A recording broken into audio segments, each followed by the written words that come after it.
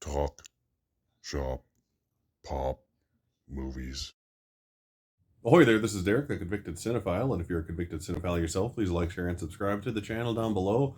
On my channel, I'd like to talk, shop, and pop open, that is, movies and physical media. And today, in honor of Friday the 13th, huzzah, I would like to do 10 slasher films that are very good or great that did not ever become a franchise, mostly from the late 70s and early 80s, that are just one-offs that never caught enough popularity to make, 11 more movies or whatever the case is. All right, numero uno. This is one of my favorites in this stack. I was impressed with how much I enjoyed it the first time I saw it. Once I bought this Blu-ray, and I've watched it a couple times since then, and it does not get old. This one inspired heavily Halloween, but was not quite the landmark that Halloween became. That is, of course, Black Christmas, which, if you haven't seen Black Christmas, it's fantastic. I really like this movie.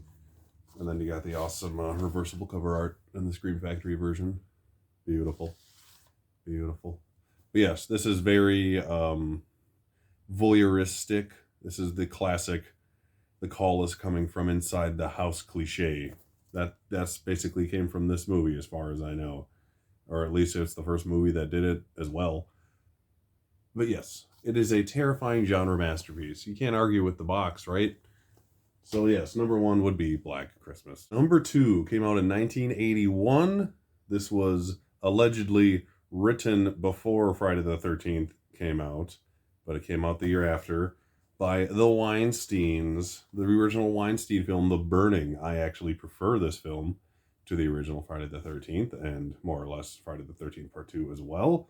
I think the kills are better than either of those. The gore is better. Tom Savini did the effects for this because he did not want to do Friday the 13th Part 2, and it shows. So yeah, you get the classic hedge clipper killer there. But yes, essentially, this guy got burnt to smithereens, and then he starts haunting the place. It's got a couple good actors in it too when they were very young. Jason Alexander and Holly Hunter, to name a couple.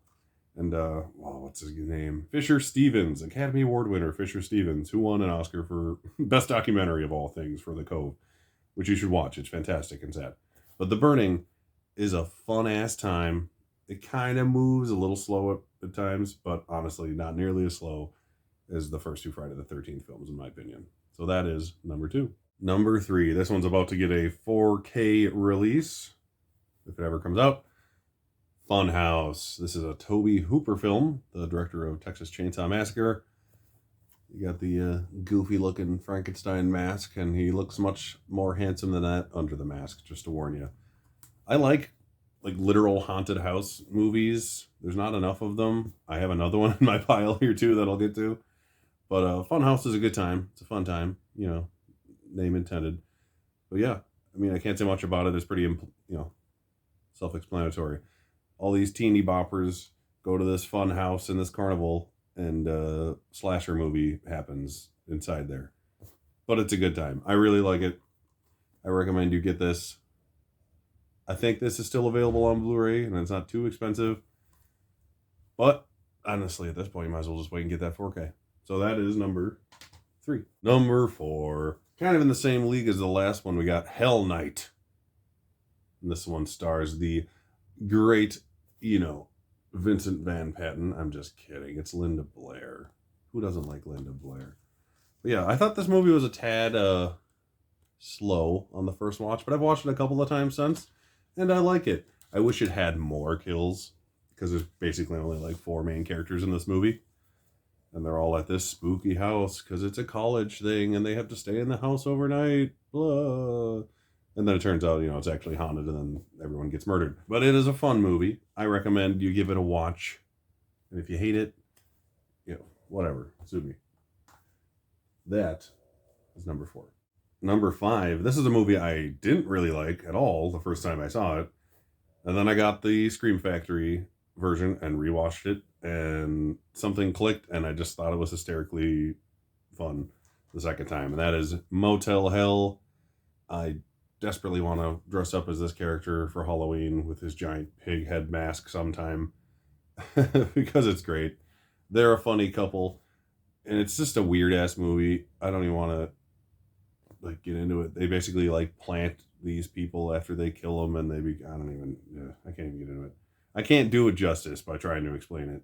And it's got Wolfman Jack in it, so that's awesome. Gotta love Wolfman Jack. But if you haven't seen Motel Hell, which 90% of you who watch this probably have, give it a watch, give it a look, give it a listen. Number 5, slasher with no sequel. Now this one is basically, you could consider Canada's answer to Friday the 13th, except for it didn't spawn 11 other sequels. That would be My Bloody Valentine. And then Black Christmas is also a Canadian horror film as well. So they're kind of famous for being the two great old school horror films. I haven't had a chance to open this one yet, but it is a classic story like most of the other ones. Man gets trapped and killed in the mine shaft, and then 19 years later comes back and haunts all the people who come there. Good old fashioned slasher from the 80s. Gotta love it. It does have a remake that was in 3D, but there is no sequel. So there's a difference. Number 7. This is oddly one I watched as a very young child for some reason. This one's out of print, I believe, but you can get another version of it from Ronin Flicks. I remember they had it on the sale, so you can't get the Scream Factory one anymore, but you can get it from them. This one's got the Sliptacular slip as well. Jamie Lee Curtis is in this film. Oscar winner Ben Johnson, and magician David Copperfield, who is awesome, and I used to watch all his specials, and I saw him live with my family when I was like 10. But yeah, this movie's cool. As the name, obviously indicates, it's a slasher on a train. But it's kind of cool because you don't know who the killer is, and he keeps switching costumes because the whole thing is a Halloween party with all these college students. At least I think they're college students. They might be high school students, but I mean, they're like at least in their mid-20s, so I'm going to assume they were college students. I can't remember, to be honest. And it's just a cool one. Just the logistics alone of trying to shoot a slasher inside of a real train, that's what makes it cool, is very creative and interesting. So they do a good job in this one. I recommend you give it a watch. Here's 8. Happy Birthday to Me. This is one of those Mill Creek VHS covers, so the cover underneath is actually different. You got the little skewer kill there. But yeah, this is a fun slasher. I mean, this was the kind of years where it was just like every slasher is kind of coming out at sort of the same. And then the same goes for this. But it was a fun watch. I enjoyed it. I recommend you watch it. It has a surprisingly interesting twist at the end. So, I mean, that's spoiler enough right there. I won't get into it. But I thought it was cool, and I did not expect that twist coming. So when it happened, I was like, holy shit, this is actually pretty interesting. So Happy Birthday to Me. A good slasher without a sequel. And I showed this one. I just got it recently in a different video. Like Funhouse, number 9 is the more like updated version, basically, of Funhouse, Haunt. This is written and directed by the writers of A Quiet Place. And personally, I like this movie more than A Quiet Place. I mean, The Quiet Place has an awesome concept, and the sound design is brilliant. But as a horror movie, I think this was way more fun. So you got these creepy guys living in this, or living/working in this haunted house attraction that basically lures teens there so they can steal their cell phones from them and knock them off one by one as they're in there. It's a very cool movie. This is also a Ronin Flicks release.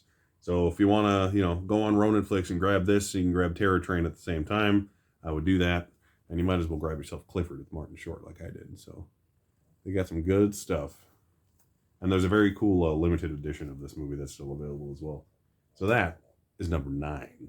And number 10, saving the best, at least the nicest release, in my opinion, for last. This is a quasi-Texas Chainsaw Massacre ripoff with a little psychodrama involved in there. And this is Grindhouse Releasing's Pieces. So yes, it is a mystery chainsaw killer movie who takes literal body parts from people, and you can only guess what he's going to end up doing with them. But it is a very interesting, very gory and cool movie. I need to watch it again. I've only watched it one time, but it is fantastic. It stars the guy from Pod People, which I found hilarious when I watched it the first time, and you see his wiener in this movie. So now I can never watch Pod People again. As for the release, which is really the whole reason I'm boasting it. It's still available. Occasionally it'll go on sale for like $20 or so, which is when I bought it just because it looks so damn cool. And I knew the movie was pretty good because I actually watched it before getting the release, to be honest. And yeah, this release is fantastic. It's embossed all over the cover, the words down here, the words on the side, and they're all in different fonts, which I like. So all four sides where there's embossing of the word name pieces, and they're all different fonts. I just think that's cool. Same thing goes for the back. This is embossed right here. Take the slip off, and it's a good slip. Like it's beef. It's not an Arrow box, but it's beefier than like a normal slip. It comes with the soundtrack, which just is awesome right there. Not many movies do that, at least not anymore. And then here's the alternate artwork on the inside, so that is cool. And then you got some nice photos in the back here with some faces being stabbed through and stuff. But yeah, it's a sweet release. It's got a cool booklet in there too. I recommend getting this if you have not seen it. If you like horror movies and you haven't seen this, just pick it up. It's a good release. You won't be disappointed. The movie's a good time. It's weird and it's like badly dubbed over, but that's just adds to the charm of it. But the gore factor alone make this worth watching. So Pieces is my number 10 slasher you should own that never had a sequel. So there they are again. 10 slashers, many of which Scream Factory, because, you know, they do that stuff. That did not have sequels. Anyways, thank you for watching. Check out my Friday the 13th franchise rating video I released as well, if you want to see some hot takes on the Friday the 13th series, many of which most people would probably disagree with, but hell, I like to watch the slashers I have fun with, like these right here. Thank you for watching, and I'll see you next time. Talk, shop, pop, movies.